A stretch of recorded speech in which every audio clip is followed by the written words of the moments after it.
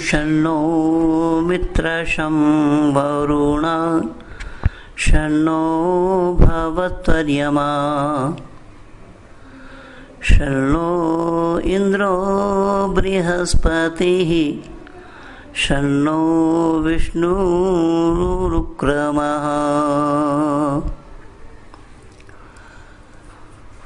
धर्मप्रेमी सज्जनों तथा विश्ववासियों को मैं यह सूचना देना चाहता हूँ कि हमारे भारतवर्ष के अंदर में आज कई दिनों से एक प्रकरण बहुत ही तूल पकड़ा है और विभिन्न चैनलों के माध्यम से उस पे विचार सुनाए जा रहे हैं, जिसमें शहजाद नाम का एक खिलाड़ी पाकिस्तानी क्रिकेटर उसने खेल के मैदान में ही दिलशान नाम का श्रीलंकाई क्रिकेटर को इस्लाम का दावत दिया है, जिसे लेकर विभिन्न चैनलों में यह विवाद छिड़ा हुआ है। कल 4 सितंबर 14 को ही रात्रिकालीन सत्र में देख रहा था, जिसमें विभिन्न इस्लाम जगत के आलिमों को बुला करके उन लोगों से भी राय ली जा रही थी कि शहजाद ने ये काम सही किया या गलत, जिसमें हमारे कुछ हिंदू नेतागण भी थे। HS रावत जी भी वहाँ बैठे थे, पर इन विचारों को इस्लाम के संदर्भ में कुछ भी जानकारी नहीं है। अगर यह जानकारी रखते होते तो श्री श्री रविशंकर जी जाकिर नाइक के पास बेंगलोर में हारते क्यों कि इस्लाम को वो नहीं जानते हैं और जाकिर नाइक को निरुत्तर नहीं कर पाए। कल भी ठीक इसी तरीके से रावत जी इस्लाम जगत के विद्वानों को निरुत्तर नहीं कर पाए कि इस्लाम के आलिम गणों का ये कहना था कि इस्लाम में दीन के लिए ज़बरदस्ती नहीं है, जो सूरा बकर आयत नंबर 256 में अल्लाह ने जिक्र फरमाया है, ला यक़रहा फ़िद्दीन क़द तबय्यन रुश्द मिनल ग़य्य फमन यकफ़ुर बित्ताग़ूत व युमिन बिल्लाहि फ़क़द इस्तमसक बिलउरवतिल वुस्क़ा ला इंफ़िसामा लहा वल्लाहु समीउन अलीम। तो इन आलिमों ने, उलमाए दीन ने, इस्लाम जगत के विद्वानों ने सिर्फ इतना ही कहा, ला इकराह फिद्दीन, कि दीन में ज़बरदस्ती नहीं। अब दीन में ज़बरदस्ती नहीं क्यों, किंतु अगली बात को ये लोग छुपा गए। अगली बात को, अगला शब्द को इन लोगों ने उजागर करना उचित नहीं समझा, जिसमें अगला शब्द अल्लाह ने ये कहा है, साफ तौर पे हिदायत दी है कि गुमराह जो लोग कर चुके हैं उनका रास्ता अलग है, लेकिन जो शख्स बुतों पर अकीदा न रखे, विश्वास न रखे और अल्लाह के रस्सी को मजबूत पकड़ ले, और अल्लाह की रस्सी जो है वो बड़ी मजबूत है, उसी रस्सी को पकड़ लेना।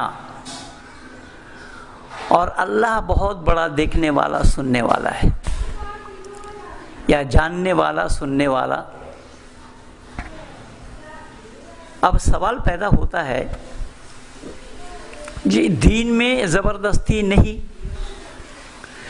तो दीन में अगर ज़बरदस्ती नहीं तो अल्लाह को रस्सी, अल्लाह की रस्सी को पकड़ने की बात किसके लिए कही गई? अल्लाह के रस्सी को कौन पकड़े?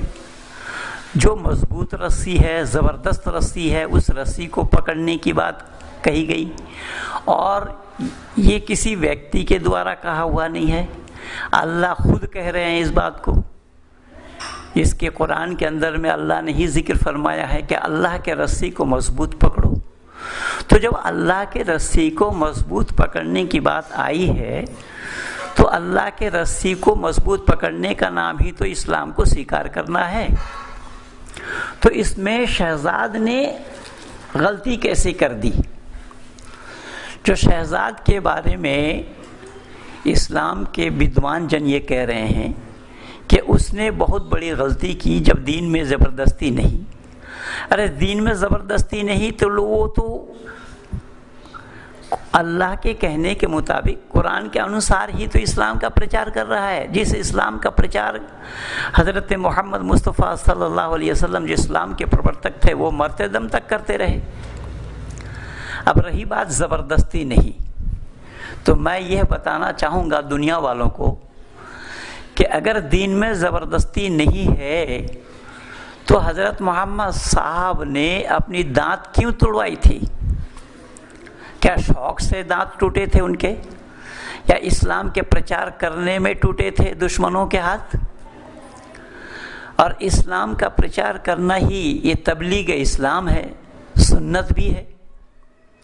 तो फिर शहजाद ने काम गलत क्या किया है? शहजाद भी दुनिया वालों को यही बताना चाह रहा है कि मैं खिलाड़ी भले ही हूँ, बेशक मैं खिलाड़ी हूँ, खिलाड़ी होने के बावजूद भी मैं एक मुसलमान हूँ और मैं दीन इस्लाम का दावत तुम्हें इसलिए दे रहा हूँ कि अगर तुम जन्नत की ख्वाहिश रखते हो, जन्नत जाना चाहते हो तो दीन इस्लाम को स्वीकार करो, क्योंकि दीन इस्लाम को स्वीकार किए बिना कोई जन्नत नहीं जा सकता। तो चैनल में जो मुसलमान इस्लाम के जानने और मानने वाले आलिम लोग बैठे थे, बतला रहे थे, क्या वो दुनिया वालों को ये जानकारी दे सकते हैं कि हाँ जन्नत में जाने के लिए इस्लाम का पाना ज़रूरी है? वो मैं नहीं कह रहा, कुरान कह रहा है, क्योंकि कोई काफिर के लिए वहाँ स्थान नहीं है, कोई गैर मुस्लिमों के लिए जन्नत संभव नहीं है। तो जन्नत में जाने के लिए जब इस्लाम को कबूल करना ही ज़रूरी है, फिर शहजाद ने गलत क्या काम किया है?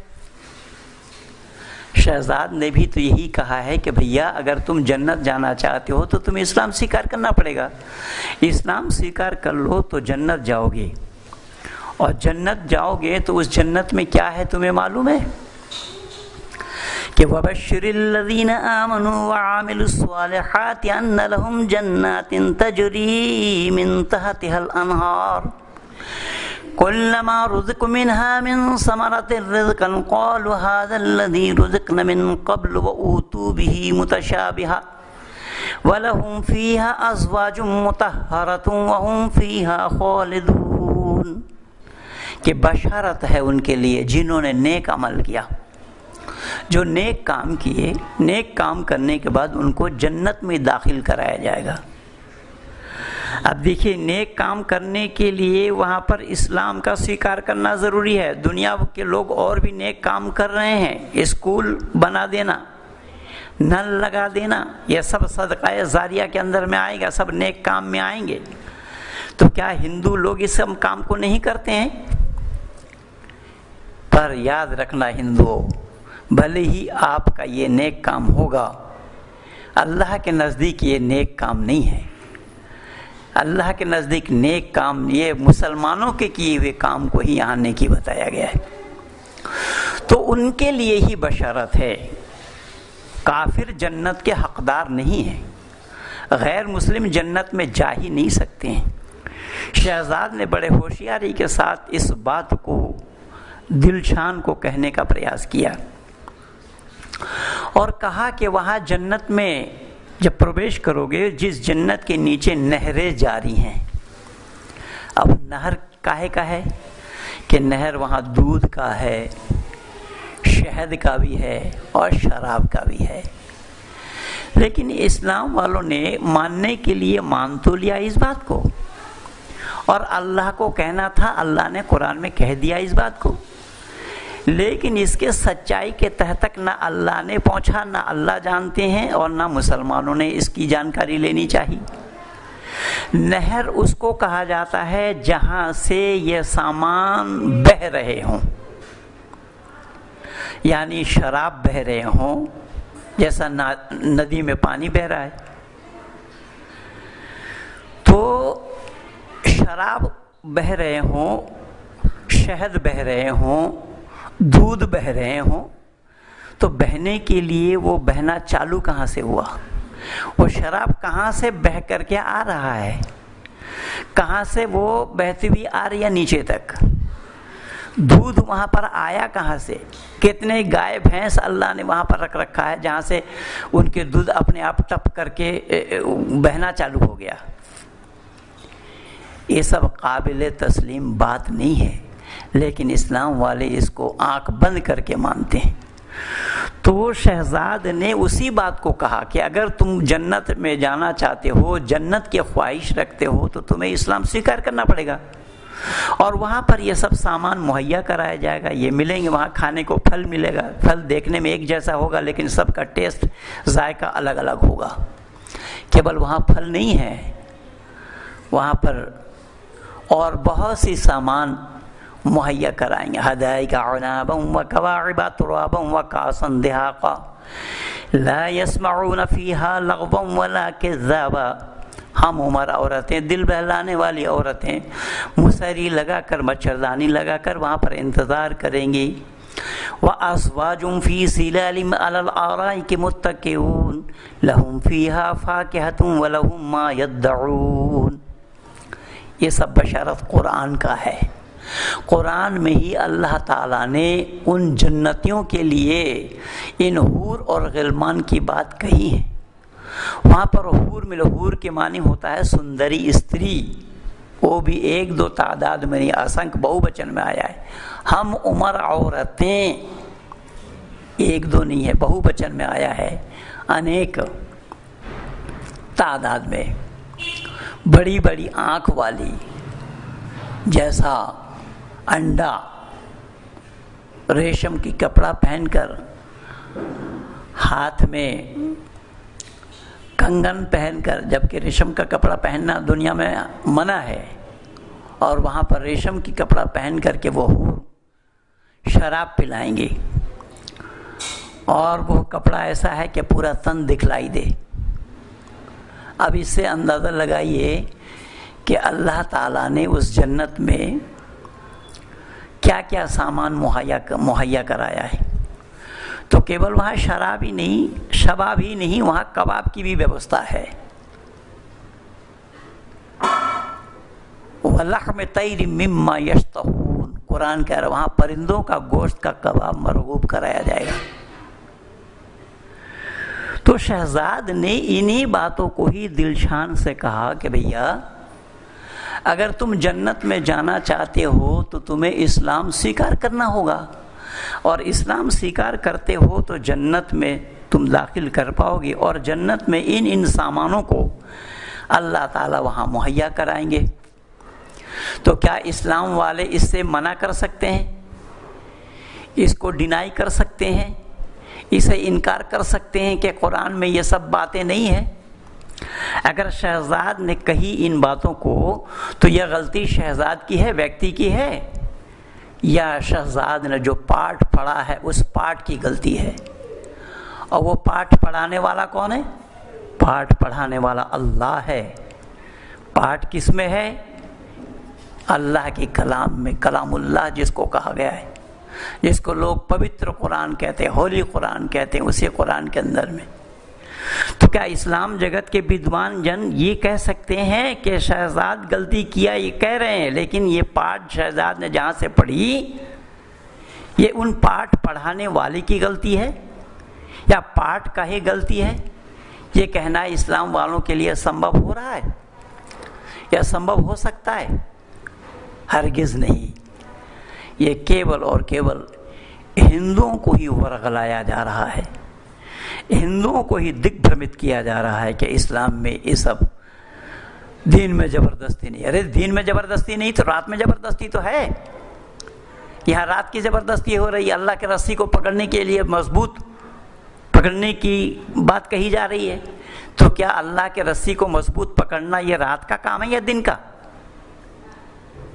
पर याद रखना, दीन के माने धर्म नहीं होता है।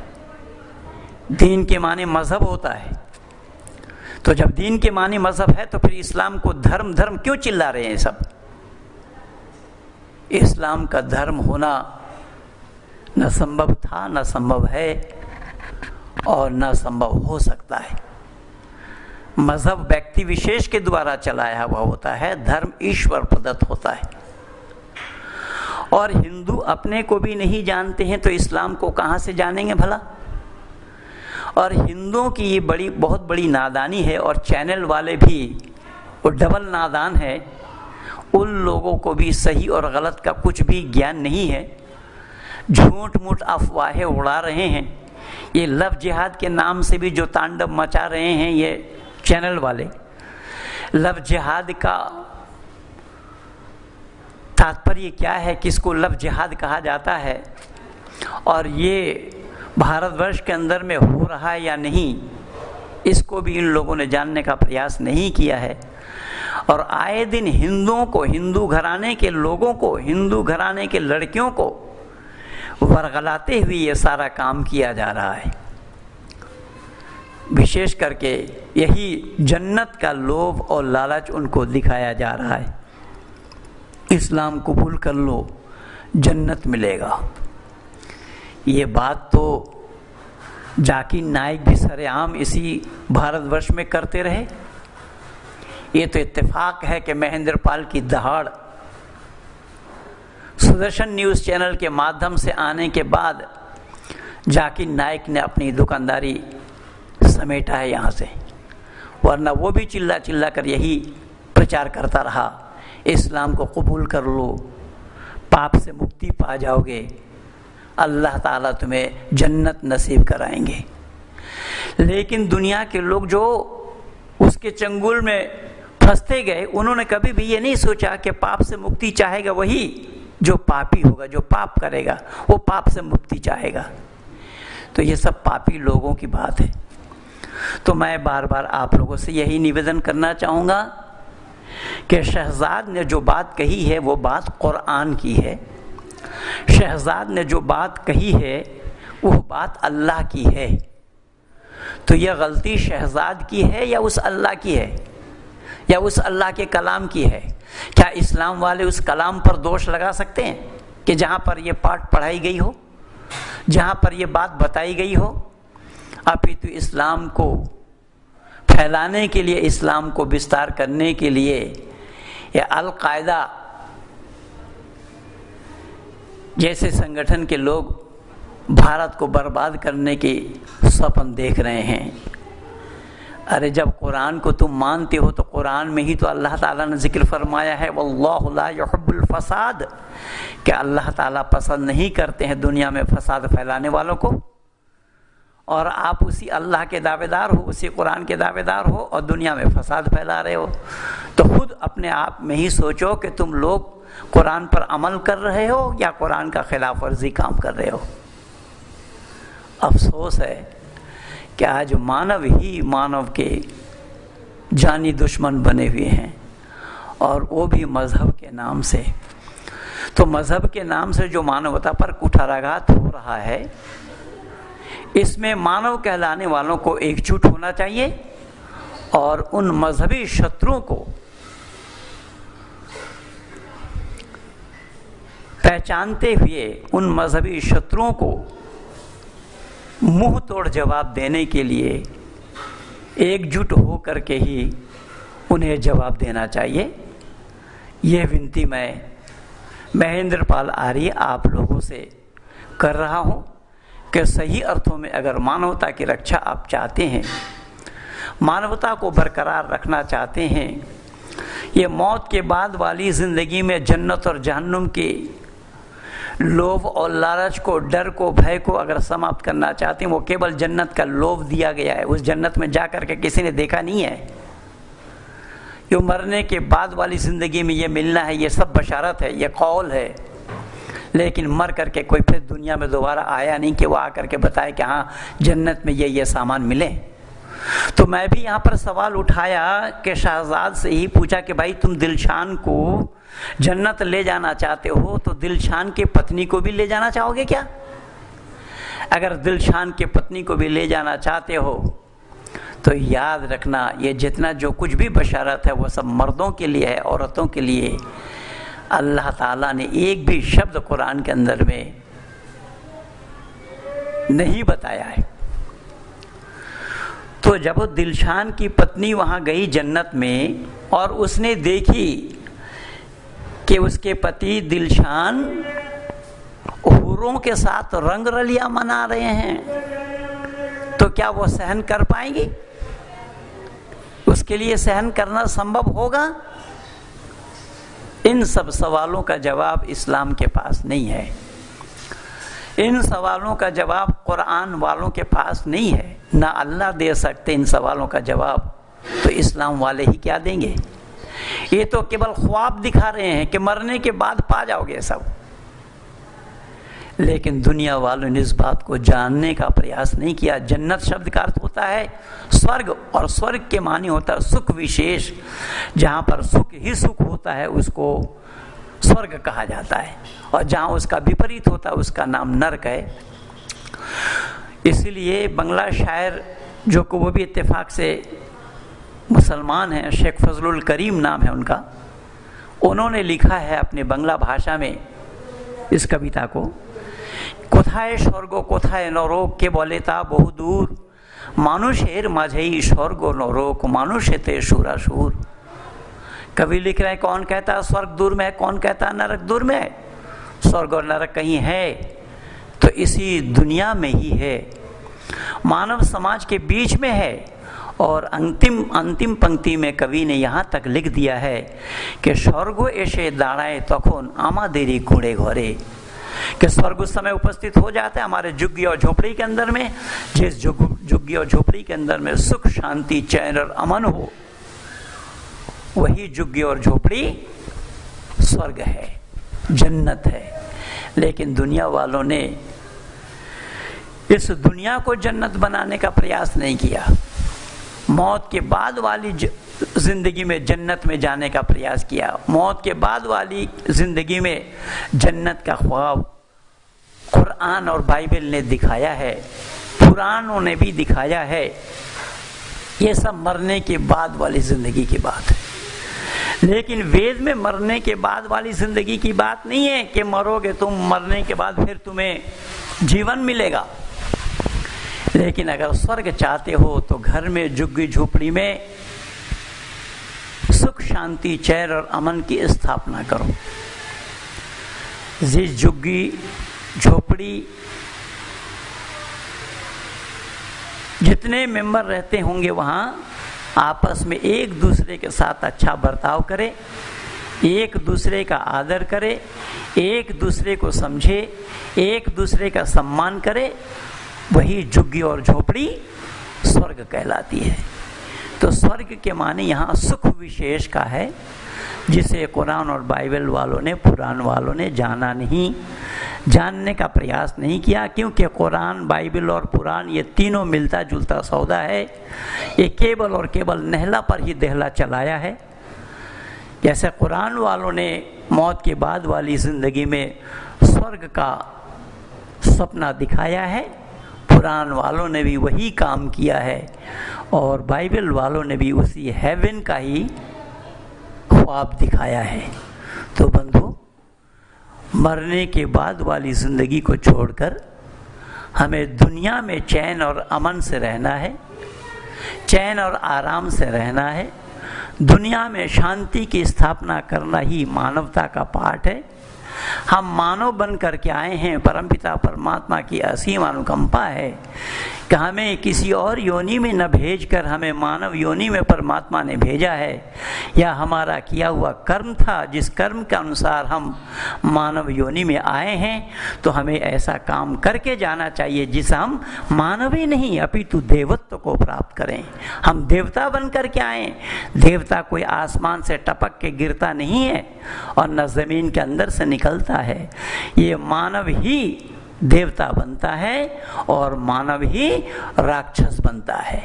अगर देवत्व का काम करे तो देवता बनेगा, राक्षस का काम करे तो राक्षस बनेगा। हम लोग ज़मानत में छूटे हुए हैं ईश्वर के दरबार से या ईश्वर के दृष्टि से। इसलिए हम लोगों को काम ऐसा करना चाहिए कि हमारा आने वाला समय हम देवत्व को प्राप्त करें, हम देवता बने, असुर न बने। क्यों कि भाई अगर इंसान बनना है तो ऐसा एक पेड़ लगाओ कि जिस पेड़ के छाया में आकर के प्राणी मात्र को ठंडकपन का महसूस होने लगे, और जाते समय भी ऐसा एक पेड़ बो करके जाओ कि तुम्हारे ना रहने पर भी उस पेड़ के नीचे आकर के उस शीतल छाया से प्राणी मात्र लाभान्वित हो। इसी का नाम ही मानवता है। इन्हीं शब्दों के साथ आप सब लोगों को बहुत बहुत धन्यवाद।